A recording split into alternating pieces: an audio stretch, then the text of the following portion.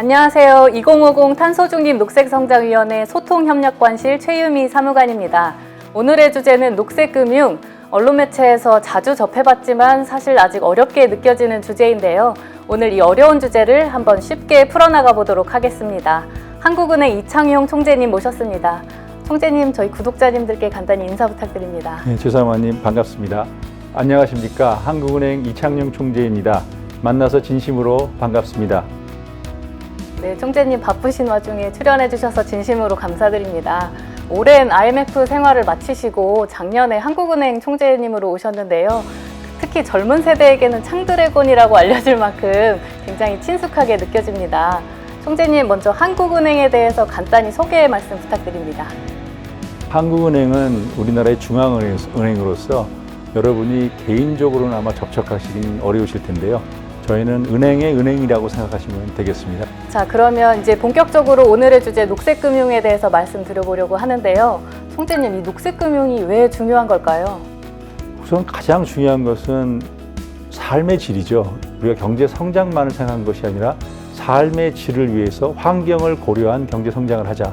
그런 면에서는 이 녹색 성장이 굉장히 중요하고요. 전 세계적으로 이 기후 변화, 이 환경 문제를 개선하는 데 있어서 한국도 선진국으로서의 국제사회에 대한 책임을 다해야 된다. 이런 면에서도 중요하고요. 당연히 이 이행 과정에서 여러 가지 비용이 들고 고통이 수반되고 또 각 기업들 입장에서는 비용이 올라가기 때문에 저항도 있을 수 있고 가게들도 이제 에너지 가격이 올라가면 불편한 면도 있고 그렇기 때문에 그런 이행 과정에서의 이런 고통을 줄여주고 더 빨리 이런 이행 과정이 일어날 수 있도록 돈이 이렇게 환경을 개선시키는 쪽으로 흘러가야 되거든요. 그런 면에서 이 녹색금융 그러면 이게 뭐냐면 지금까지 우리가 쓰던 돈들이나 자금의 흐름을 환경 보호나 CO2를 줄이는 쪽으로 흘러갈 수 있도록 더 노력을 하자. 이런 면에서 그 중요성을 가지고 있습니다. 네, 총재님 말씀을 들어보니까 국제적으로 큰 흐름이기도 하고 또 수출 기반의 우리 경제에서 아주 녹색금융이 중요하다는 생각이 드는데요. 그렇다면 우리 녹색금융 현실은 좀 어떻습니까? 우선 우리나라가 지금 전 세계적으로 볼 때는 온실가스를 배출하는 그 양으로 볼 때 전 세계 좀 불명예스럽게도 9위에 해당합니다. 그래서 우리가 그걸 줄이기 위해서 정부에서 2030년까지 온실가스 감축 목표를 2018년 수준의 한 40%로 줄이겠다고 약속을 했습니다. 그런데 그 약속을 지키기 위해서는 아직도 할 일이 많이 남아있는 것 같습니다. 우선 우리가 그럼 녹색금융이나 탄소를 줄인다는 게 뭘 의미하는지 그 기준 설정이 좀 더 명확해져야 될 것 같고요. 그런 기준이 설정되면은 그 줄이는 과정에서 탄소 배출권을 서로 잘 거래하게 해준다든지 또 이런 걸 줄이는 기업의 금융을 어떻게 지원한다든지 다음에 또 에너지 가격을 어느 정도 올려서 국민들이 쓰려고 하는 인센티브도 줄여야 되지 않겠습니까? 이런 다양한 그런 방식이 이제 도입돼야 되고요. 무엇보다 중요한 것은 이런 녹색 금융이 더 이상 피할 수 없는 과제라는 것에 대해서 국민에 대한 인식이 좀 더 커져야 될 것 같습니다. 그래서 우리도 많은 노력을 하고 있는데 선진국들에 비하면 조금 미흡한 면도 좀 있어서 더 많은 노력을 해야 될 것 같습니다. 네, 녹색금융이 아직은 많이 부족한 것 같은데요. 그러면 총재님 생각하시기에 이 녹색금융을 활성화하기 위해서 꼭 필요한 것들은 어떤 것들이 있을까요? 현재 한국형 녹색분류 체제가 시행되고 있는데 실제 이것을 이제 적용하는 과정에서 보다 구체적으로 이제 어떻게 이걸 실제 기업들한테 적용할 때 어떻게 할지 이런 그리고 또 그렇게 적용하지 못한 기업과 적용한 기업들에 대해서 어떤 인센티브를 주고 또 못한 기업에서 어떤 페널티를 줄지 이런 구조가 좀 더 명확해질 필요가 있어야 될 것 같습니다. 또 하나 과제는 이 과정에서 대기업들은 거기에 이제 적응할 수 있는 여력이 좀 더 있는데 중소기업들의 경우에는 특히 우리 수출 산업과 연관돼 있어서 우리 공급망이라고 그러죠. 대기업과 연결되어 있는 중소기업들이 이 기준을 맞출 수 있느냐는 굉장히 중요한 문제입니다.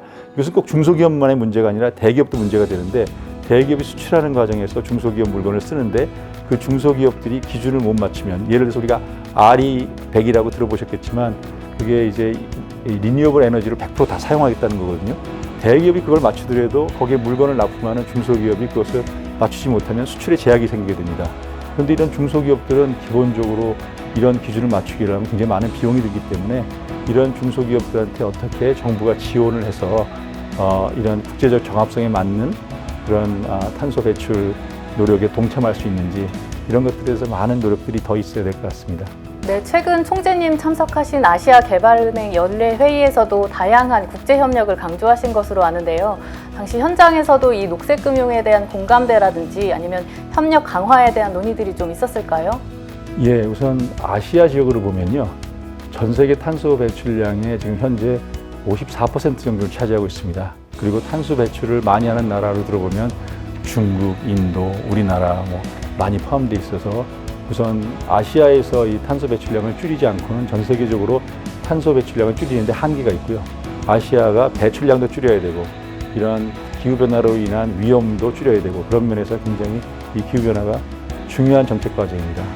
반면에 이제 아시아 입장에서 볼 때는 과거에 사실 경제 발전이 막 일어나는 과정에서 선진국들이 주로 CO2를 많이 방출해 놨는데 지금 아시아가 좀 경제 개발을 따라가는 과정에서 CO2가 많아졌다고 아시아만 줄이라는 것이 얼마나 불공정하냐 이런 논의도 많이 하고 있어서 우리가 아시아 국가들끼리 잘 그런 얘기를 해서 선진국들이 이런 아시아 국가들에 대한 자금 지원을 적극적으로 할 수 있도록 그런 의견도 적극적으로 내고 하는 그런 정책의 공조도 필요한 상황입니다.